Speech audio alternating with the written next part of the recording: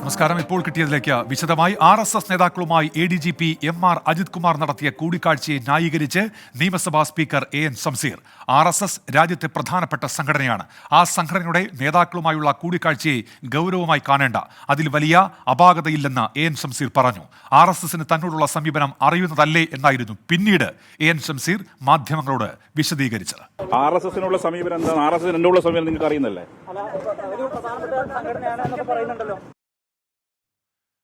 Sameer C Muhammad ഉണ്ട് ഇപ്പോൾ കോഴിക്കോട് എന്ന വാർത്തയുടെ വിശദാംശങ്ങളുമായി. സമീർ, RSS പ്രധാനപ്പെട്ട സംഘടനയാണെന്ന് അദ്ദേഹം പറയുന്നു, പിന്നീട് അദ്ദേഹം അതിനെ തിരുത്താൻ ശ്രമിക്കുന്നു. എന്തൊക്കെയാണ് വിവരങ്ങൾ സമീർ? ഉന്മേഷ്, നിലമ്പൂർ MLA PV അൻവർ ഗുരുതരമായിട്ടുള്ള ആരോപണങ്ങളാണ് ഉയർത്തുന്നത്. അതിലേറ്റവും പ്രധാനപ്പെട്ട കാര്യമാണ് ക്രമസമാധാന ചുമതലയുള്ള ADGP MR Ajith Kumar RSS നേതാക്കളുമായി കൂടിക്കാഴ്ച നടത്തി എന്നുള്ളത്. അതുമായി ബന്ധപ്പെട്ടുള്ള തെളിവുകൾ ഓരോ നിമിഷവും പുറത്തു വരികയും ചെയ്യുന്നു. ഈ വിഷയവുമായി ബന്ധപ്പെട്ട് LDF-നകത്തും CPIM-നകത്തും വലിയ പുകച്ചിലാണ് നടക്കുന്നത്. ഇതിനിടയിലാണ് ഇപ്പോൾ ഈ കൂടിക്കാഴ്ചയെ ന്യായീകരിച്ചുകൊണ്ട് സ്പീക്കർ AN ഷംസീർ രംഗത്ത് വന്നിരിക്കുന്നത്. കൂടിക്കാഴ്ചയെ ഗൗരവമായി കാണേണ്ടതില്ല, വ്യക്തിപരമായിട്ടുള്ള കൂടിക്കാഴ്ചയാണ്, അതുകൊണ്ട് മറ്റു തരത്തിൽ അതിനെ വ്യാഖ്യാനിക്കേണ്ടതില്ല എന്ന ഒരു അഭിപ്രായമാണ് ഷംസീറിന്റെ ഭാഗത്തുനിന്ന് ഉണ്ടായത്. ഒപ്പം തന്നെ MLA പറയുന്നുണ്ടല്ലോ, ഈ മന്ത്രിമാരുടെ ഉൾപ്പെടെ ഫോൺ ചോർത്തുന്നതുമായി ബന്ധപ്പെട്ട കാര്യങ്ങൾ എന്ന ചോദ്യത്തിന് അദ്ദേഹം പറയുന്നു അത് വെറും അഭ്യൂഹം മാത്രമാണ് എന്ന കാര്യവും അദ്ദേഹം പറയുന്നുണ്ട്. പിന്നീട് ഇതേ വിഷയത്തിൽ അദ്ദേഹത്തോട് അഭിപ്രായം ചോദിക്കുമ്പോഴാണ് RSSന് തന്നോടുള്ള നിലപാട് എന്താണ് എന്ന് നിങ്ങൾക്ക് അറിയാവുന്നതല്ലേ എന്ന മറുചോദ്യമാണ് അദ്ദേഹം പറയുന്നത്. അതായത് ഈ വിഷയത്തിൽ ഒരു വ്യക്തമായ ഒരു മറുപടി ആദ്യം പറയുകയും പിന്നീട് ആ വിഷയം കൂടുതൽ അല്ലെങ്കിൽ CPM-നെ അതുപോലെ സ്പീക്കറെയൊക്കെ തന്നെ ഒരു പ്രതിക്കൂട്ടിലാക്കുന്നു എന്ന ഘട്ടം വരുമ്പോൾ പിന്നീട് മറിച്ച് പറയുന്ന ഒരു സാഹചര്യം കൂടി ഉണ്ടാവുന്ന ഒരു അത്തരത്തിലുള്ള ഒരു മറുപടിയിലേക്ക് കൂടി സ്പീക്കർ പോകുന്നുണ്ട്.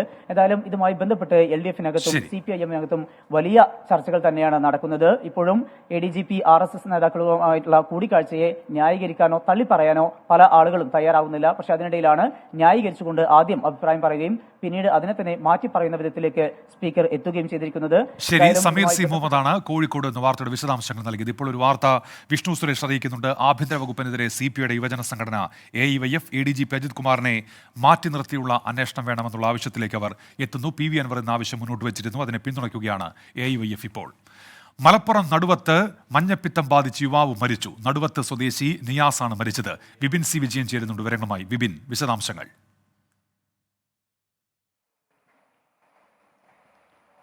ഉന്മേഷ്, മഞ്ഞപ്പിത്തം ബാധിച്ച് ഒരു മരണം കൂടി സംഭവിച്ചിരിക്കുന്നു. 23 വയസ്സുള്ള നിയാസ് ആണ് മരിച്ചത്. നടുവത്ത് സ്വദേശിയായിരുന്നു. നിയാസ് ബാംഗ്ലൂരിൽ പഠിക്കുകയാണ്. കഴിഞ്ഞ വ്യാഴാഴ്ചയാണ് നാട്ടിലേക്ക് തിരിച്ചു വന്നത്.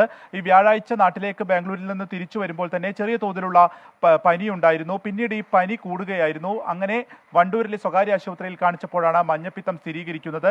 മഞ്ഞപ്പിത്തം പിന്നീട് കൂടുന്നത് കണ്ടവർ സ്വകാര്യ ആശുപത്രിയിലേക്ക്, പെരിന്തൽമണ്ണയുടെ സ്വകാര്യ ആശുപത്രിയിലേക്ക് രോഗം മൂർച്ഛിച്ചതിനെ തുടർന്ന് മാറ്റുകയായിരുന്നു. പക്ഷേ ഇന്ന് രാവിലെ രോഗം കരളിനെ ബാധിക്കുകയും മരണം സംഭവിക്കുകയുമായിരുന്നു. ഇപ്പോൾ മൃതദേഹം ഉള്ളത് ആശുപത്രിയിലാണ്. അതിനുശേഷം ബന്ധുക്കൾക്ക് വിട്ടുകൊടുക്കും. ഇന്ന് രാവിലെയാണ് ഈ മരണം സംഭവിച്ചിരിക്കുന്നത്. മഞ്ഞപ്പിത്തം കേരളത്തിലാണ് മലപ്പുറത്ത് നിന്ന് വിവരങ്ങൾ നൽകിയത്.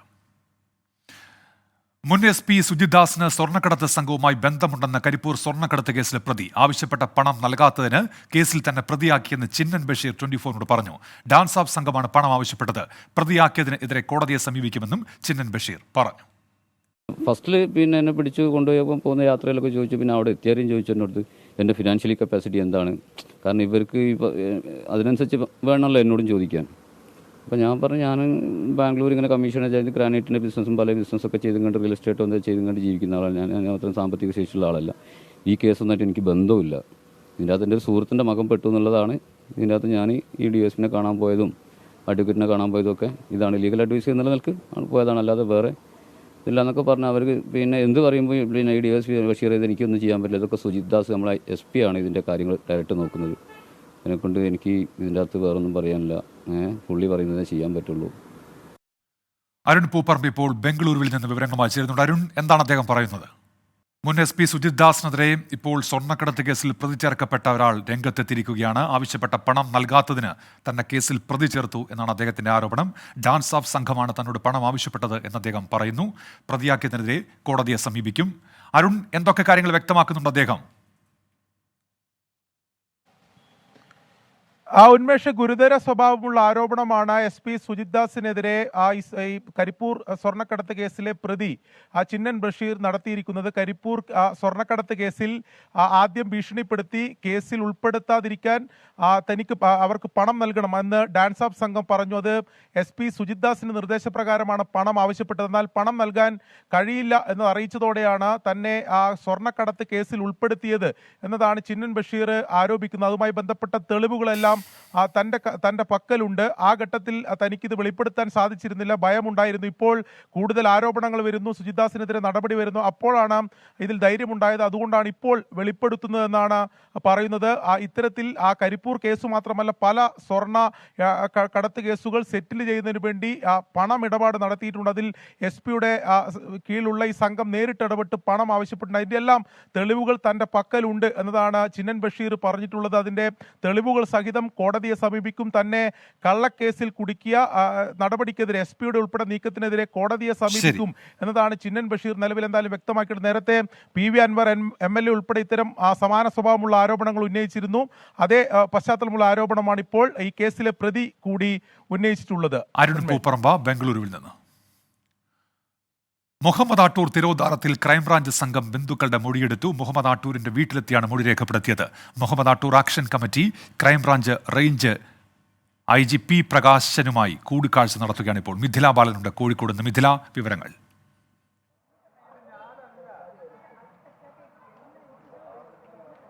ഉന്മേഷ്, അല്പസമയം മുമ്പാണ് ഈ ഒരു ക്രൈംബ്രാഞ്ച് സംഘം കുടുംബത്തിന്റെ മൊഴി രേഖപ്പെടുത്തിയത്.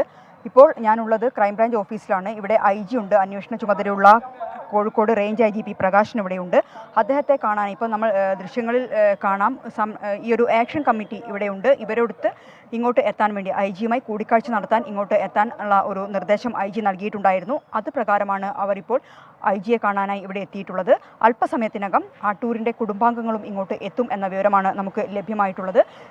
നമുക്കറിയാം, അൻവർ ഉന്നയിച്ച ഒരു ആരോപണം, അതിനുശേഷമാണ് ഈ ആട്ടൂർ തിരോധാനം ഇത്തരത്തിൽ ക്രൈംബ്രാഞ്ചിന് നൽകിക്കൊണ്ട് സർക്കാർ ഉത്തരവിറക്കിയിട്ടുണ്ടായിരുന്നത്. കോഴിക്കോട് ക്രൈംബ്രാഞ്ച് DYSP U പ്രേമനാണ് അന്വേഷണ ഉദ്യോഗസ്ഥൻ. വയനാട്ടിലെയും കോഴിക്കോട്ടെയും ക്രൈംബ്രാഞ്ച് ഉദ്യോഗസ്ഥർ ഈ ഒരു അന്വേഷണ സംഘത്തിലുണ്ട്. നേരത്തെ ഈ ഒരു 2023 ആഗസ്റ്റ് 21 ആട്ടൂരിനെ കാണാതായത്. തുടർന്ന് തൊട്ടടുത്ത ദിവസം 22 മൊബൈൽ ടവർ കേന്ദ്രീകരിച്ച് നടത്തിയ ഒരു അന്വേഷണത്തിൽ തലക്കളത്തൂർ ഭാഗത്ത് ഈ ഒരു ആട്ടൂരിനെ ഒരു മൊബൈൽ ലൊക്കേഷൻ കണ്ടെത്തിയിട്ടുണ്ടായിരുന്നു. എന്നാൽ അതിനുശേഷം പിന്നീട് ഈ ഒരു വർഷത്തിനിടെ ആട്ടൂരുമായി ബന്ധപ്പെട്ട ഒരു വിവരവും ലഭിച്ചിട്ടുണ്ടായിരുന്നില്ല. ആദ്യം നടക്കാവ് പോലീസായിരുന്നു ഈ ഒരു കേസ് അന്വേഷിച്ചിട്ടുണ്ടായിരുന്നത്. പിന്നീടാണ് അൻവറിന്റെ ഒരു ആരോപണം. അതിനുശേഷം വലിയ വേഗത്തിൽ അന്വേഷണം മുന്നോട്ട് പോകുന്നു. പുതിയ സംഘം, അതായത് ക്രൈംബ്രാഞ്ച് സംഘം ഈ ഒരു അന്വേഷണം ഏറ്റെടുക്കുന്നു. അതിന്റെ ആദ്യ പടി എന്നോണമാണ് ഇപ്പോൾ കുടുംബത്തിന്റെ മൊഴിയെടുപ്പ് നടന്നിരിക്കുന്നത്. മിഥില ബാലനാണ് വിശദാംശങ്ങൾ നൽകിയത്. ആഭ്യന്തര വകുപ്പിനെതിരെ CPI-യുടെ യുവജന സംഘടനയായ AEYF ADGP MR അജിത് കുമാറിനെ ക്രമസമാധാന ചുമതലയിൽ നിന്ന് മാറ്റണം, പോലീസിന്റെ പ്രവർത്തനം ശരിയല്ലെന്നും കൊച്ചിയിൽ ചേർന്ന AEYF സംസ്ഥാന കമ്മിറ്റിയിൽ വിമർശനം ഉയർന്നു. വിഷ്ണു സുരേഷ് വിവരങ്ങൾ. വിഷ്ണു, ഇത് ഏതെങ്കിലും ഒരാൾ ഉന്നയിച്ചൊരു വിമർശനം എന്നാണോ അതോ സംഘടനയുടെ പൊതു നിലപാടെന്നാണോ വിഷ്ണു?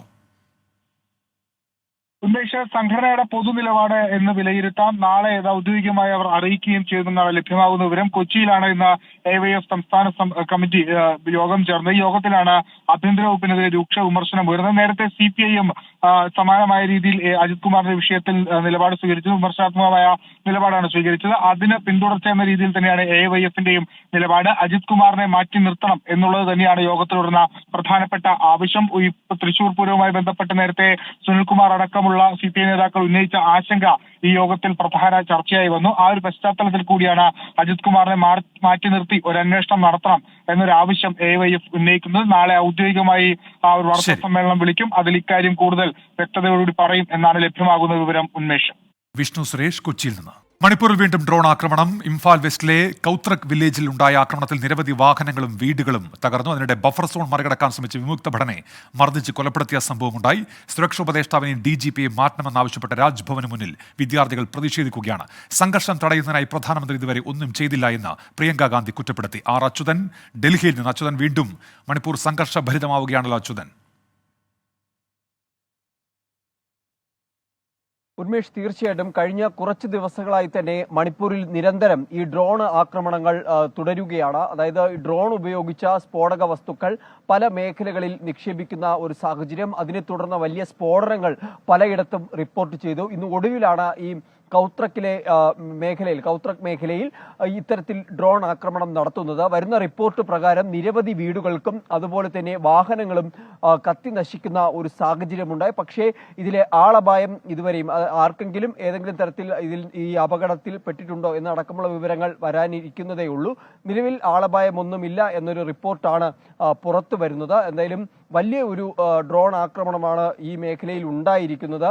അതിനൊപ്പം തന്നെ ഈ വിദ്യാർത്ഥികളുടെ ഒരു വൻ പ്രതിഷേധം അത് രാജ്ഭവന് മുന്നിൽ നടന്നിരുന്നു. അവർ ആവശ്യപ്പെട്ടത് നിലവിലെ DGPയെയും അതുപോലെ തന്നെ സുരക്ഷാ ഉപദേഷ്ടാവിനെയും മാറ്റണം. അവരിൽ നിന്നും ഈ മണിപ്പൂരിൽ സമാധാനം പുനഃസ്ഥാപിക്കുന്നതിനുള്ള ഒരു തരത്തിലുള്ള ഇടപെടലും അവരുടെ ഭാഗത്തുനിന്ന് ഉണ്ടാകുന്നില്ല എന്നതടക്കമുള്ള കാര്യങ്ങൾ ചൂണ്ടിക്കാട്ടിയാണ് ഈ വിദ്യാർത്ഥികൾ പ്രതിഷേധിച്ചത്. അതിനിടയിൽ ഒരു നേരിയ സംഘർഷം ഉണ്ടാവുകയും ചെയ്തു. ഒപ്പം തന്നെ മണിപ്പൂർ വിഷയത്തിൽ പ്രധാനമന്ത്രിക്കെതിരെ പ്രിയങ്ക ഗാന്ധി രൂക്ഷ വിമർശനമാണ് ഉന്നയിച്ചിരിക്കുന്നത്. പ്രധാനമന്ത്രി ഇതുവരെയും ഒരു അക്ഷരം പോലും മണിപ്പൂരിനെ കുറിച്ച് മിണ്ടുന്നില്ല. ഒരു കാര്യമായ ഇടപെടലും ഈ സമാധാനം പുനഃസ്ഥാപിക്കുന്നതിനായി ചെയ്യുന്നില്ല എന്നതും ഒപ്പം തന്നെ ഈ ആഭ്യന്തര സുരക്ഷ അത് ആരുടെയും താല്പര്യത്തിലൊത്ത് പ്രവർത്തിക്കേണ്ടതല്ല, മറിച്ച് അത് അതിന്റെ കടമ നിറവേറ്റണമെന്നുമാണ് പ്രിയങ്ക ഗാന്ധി. ശരി അച്യുതൻ, ഏതായാലും പ്രിയങ്ക ഗാന്ധി കൂടി ആ വിഷയത്തിൽ വിമർശനം ഉന്നയിക്കുന്നു. അച്യുതൻ വിവരങ്ങൾ നൽകുകയായിരുന്നു. കൊച്ചിയിൽ യുവാക്കളുടെ സാഹസിക ബൈക്ക് യാത്ര, വാഹനവും ഓടിച്ചാളയും എൻഫോഴ്സ്മെന്റ് RTO കസ്റ്റഡിയിലെടുത്തു. വിവരങ്ങളുമായി YS അഭിനന്ദ് ഇപ്പോൾ കൊച്ചിയിൽ നിന്ന് ചേരുന്നുണ്ട്. അഭിനന്ദ്, വിവരങ്ങൾ എന്തൊക്കെയാണ്? ഉന്മേഷ്, കഴിഞ്ഞ വെള്ളിയാഴ്ച രാത്രിയായിരുന്നു സംഭവം ഉണ്ടായത്. 3 യുവാക്കൾ മദ്യലഹരിയിൽ എറണാകുളം സൗത്ത് ബ്രിഡ്ജിൽ സാഹസികമായ യാത്ര നടത്തിയതായിരുന്നു ഇവർ ചെയ്ത കുറ്റം. രാത്രി 12 മണിക്ക് കടവന്ത്ര മനോരമ ജംഗ്ഷനിൽ ബിയർ കുപ്പിയുമായി വാഹനങ്ങൾക്ക് നേരെ പാഞ്ഞെടുത്ത് ഉപദ്രവിക്കാൻ ശ്രമിക്കുകയായിരുന്നു. സംഭവം ഉണ്ടായപ്പോൾ തന്നെ പോലീസ് കേസ് രജിസ്റ്റർ ചെയ്ത് അന്വേഷണം ആരംഭിച്ചിരുന്നു. ആ കേസിലാണ് ഇപ്പോൾ പ്രതി പിടിയിലായിരിക്കുന്നത്. പ്രതിയുടെ കൂടുതൽ വിവരങ്ങളൊന്നും ഇപ്പോൾ ലഭ്യമായിട്ടില്ല. വാഹനവും ഓടിച്ച ആളെയും ഇപ്പോൾ എൻഫോഴ്സ്മെന്റ് RTO കസ്റ്റഡിയിൽ എടുത്തിരിക്കുകയാണ്. സംഭവത്തിൽ സൗത്ത് പോലീസ് ഇപ്പോൾ കേസെടുത്ത് ഇവർ ആരൊക്കെയാണ്, ഇവർ എവിടുത്തെ സ്വദേശികളാണെന്നടക്കമുള്ള അന്വേഷണം ഇപ്പോൾ നടത്തി വരികയാണ്. നിലവിലെ പ്രതി RTO ഓഫീസറാണുള്ളത്. ഉന്മേഷ്, YS അഭിനന്ദ് കൊച്ചിയിൽ നിന്ന്. ഇപ്പോൾ കിട്ടിയതിലേക്ക് തിരികെ ഇപ്പോൾ ബൽറാം നെടുങ്ങാടി ഒരു വാർത്ത അറിയിക്കുന്നുണ്ട്. മണിപ്പൂരിൽ വിദ്യാർത്ഥി പ്രതിഷേധത്തിനിടെ വ്യാപക സംഘർഷമുണ്ടായിരിക്കുന്നു. ഇംഫാലിൽ രാജ്ഭവന് നേരെ കല്ലേറ് എന്നാണ് ഇപ്പോൾ ബൽറാം അറിയിക്കുന്നത്. പ്രതിഷേധക്കാർ CRPFന്റെ വാഹനം ആക്രമിച്ചു എന്ന് കൂടി ബൽറാം നെടുങ്ങാടി റിപ്പോർട്ട് ചെയ്യുന്നുണ്ട്. MSC കെയിലെ എന്ന മദർഷിപ്പ് വിഴിഞ്ഞം തുറമുഖത്തെത്തി. ആദ്യമായാണ് ഏറ്റവും കൂടുതൽ ഡ്രാഫ്റ്റ് ആഴമുള്ള മദർഷിപ്പ് തീരത്ത് എത്തുന്നത്. അഖിൽ ഷാൻ സാറുണ്ട് തിരുവനന്തപുരത്ത് നിന്ന്. അഖിൽ ഷാ, വിവരങ്ങൾ. വിഴിഞ്ഞം തുറമുഖത്തിന് ഒരു നേട്ടം കൂടി ഉണ്ടായിരിക്കുകയാണെന്നുള്ളതാണ് ഈ ഘട്ടത്തിൽ നമുക്ക് അറിയിക്കാനുള്ളത്. സമുദ്രനിരപ്പിൽ നിന്ന് 16.5 മീറ്റർ ഡ്രാഫ്റ്റ് ആഴമുള്ള കപ്പലാണ് ഇന്ന് വൈകിട്ടോടുകൂടി വിഴിഞ്ഞം തുറമുഖത്ത് അടുപ്പിച്ചത്. MSC കെയില എന്ന മദർഷിപ്പാണ് വിഴിഞ്ഞം തുറമുഖത്ത് എത്തിയിരിക്കുന്നത്. ഇതിനു മുൻപ് രാജ്യത്തെത്തിയ ഏറ്റവും കൂടുതൽ ഡ്രാഫ്റ്റുള്ള കപ്പൽ MSC വാഷിംഗ്ടണാണ്. അത് മുദ്ര തുറമുഖത്തിലാണ് എത്തിയത്. എന്തായാലും അതിനുശേഷം രാജ്യത്തെത്തുന്ന ഏറ്റവും ഡ്രാഫ്റ്റ് കൂടിയ കപ്പലാണ് ഇന്ന് വൈകിട്ടോടുകൂടി വിഴിഞ്ഞത്തെത്തിയ MSC കെയില എന്ന കപ്പൽ. ഉന്മേഷ്, അഖിൽ ഷാൻ സാർ തിരുവനന്തപുരത്ത് നിന്ന്. തിരുവനന്തപുരം കന്റോൺമെന്റ് SI ജിജു കുമാറിനെതിരെ DGPക്ക് പരാതി നൽകി യൂത്ത് കോൺഗ്രസ് സംസ്ഥാന vice president Abin Varkey. Secretariat മാർച്ചിനിടെ പ്രകോപനമില്ലാതെ മർദ്ദിച്ചു എന്നാണ് പരാതി. AV ജയശങ്കർ തിരുവനന്തപുരത്ത് നിന്ന്. ജയശങ്കർ, ആ മാർച്ചിന് പിന്നാലെ ഈ ആരോപണം യൂത്ത് കോൺഗ്രസ് നേതാക്കൾ ഉയർത്തിയതാണ്. ഇപ്പോൾ ഔദ്യോഗികമായി പരാതി നൽകിയിരിക്കുന്നു. വിവരങ്ങൾ.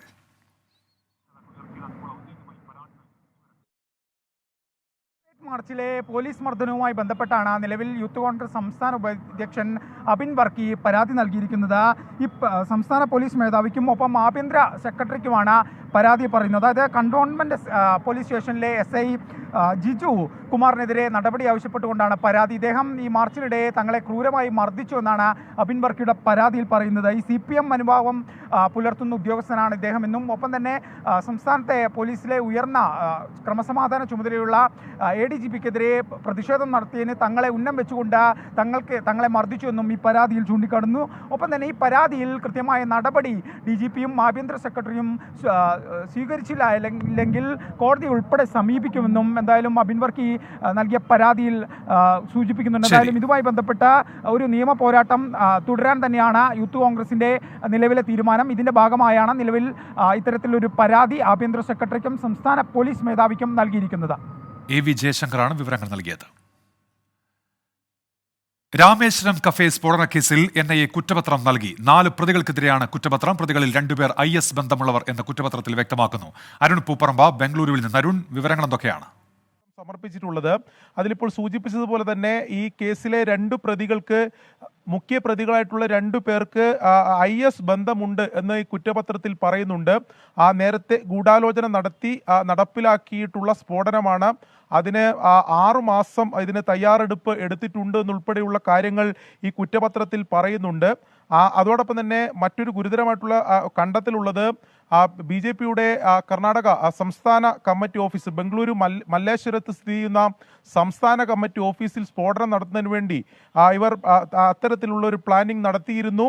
പക്ഷേ അത് നടപ്പിലായില്ല. അതായത് അത്തരം ഒരു പ്ലാനിംഗ് നടത്തിയിരുന്നു എന്ന കാര്യം കൂടി ഈ കുറ്റപത്രത്തിൽ പറയുന്നുണ്ട്. അതായത് തീവ്രവാദ ബന്ധം ഈ രാമേശ്വരം കഫേ സ്ഫോടനത്തിൽ നേരത്തെ തന്നെ NIA അത് വ്യക്തമാക്കുകയും അത്തരം വിശാലമായിട്ടുള്ള അന്വേഷണം നടത്തുകയും ചെയ്തിട്ടുള്ളതാണ്. ആ കണ്ടെത്തൽ തന്നെയാണ് ഇപ്പോൾ ഈ കുറ്റപത്രത്തിൽ ഉള്ളത്. അരുൺ പൂപ്പറമ്പ, ബംഗളൂരുവിൽ നിന്ന്. മണിപ്പൂർ തലസ്ഥാനമായ ഇംഫാലിൽ വിദ്യാർത്ഥി പ്രതിഷേധത്തിനിടെ വ്യാപക സംഘർഷം. പ്രതിഷേധക്കാർ CRPF വാഹനം ആക്രമിച്ചു. ബൽറാം നെടുങ്ങാടിയുണ്ട് വിവരങ്ങളുമായി. ബൽറാം, എന്തൊക്കെയാണ് വിവരങ്ങൾ? മണിപ്പൂരിൽ സംഘർഷം അതീവ രൂക്ഷമായി തന്നെ തുടരുകയാണ്. കഴിഞ്ഞ ദിവസങ്ങളിൽ വലിയ രൂക്ഷമായ അക്രമ സംഭവങ്ങൾ ഉണ്ടായിരുന്നു. ഇതിനെതിരായി വിദ്യാർത്ഥികളുടെ നേതൃത്വത്തിൽ നടത്തിയ പ്രതിഷേധ മാർച്ചിനിടെയാണ് വീണ്ടും സംഘർഷമുണ്ടായത്. രാജ്ഭവനിലേക്കാണ് വിദ്യാർത്ഥികളുടെ നേതൃത്വത്തിൽ പ്രതിഷേധ മാർച്ച് നടത്തിയത്. ഈ പ്രതിഷേധക്കാർ രാജ്ഭവന് നേരെ കല്ലെറിഞ്ഞു. കൂടാതെ മണിപ്പൂർ വീണ്ടും കത്തുന്നു. വലിയ തോതിൽ സംഘർഷം അവിടെ പ്രതിഷേധ പ്രകടനത്തിനിടെ എന്നാണ് ബൽറാം നെടുങ്ങാടി ഇപ്പോൾ റിപ്പോർട്ട് ചെയ്യുന്നത്.